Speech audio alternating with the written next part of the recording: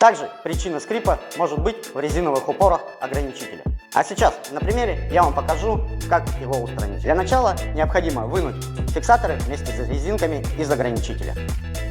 Далее удалите грязь с поверхности фиксатора, резинок и штока ограничителя с помощью керосина. После того, как все мы отмыли, резинки и фиксаторы обрабатываем смазкой на основе графита, таропласта или дисульфида молибдена. Теперь все соберите в обратном порядке.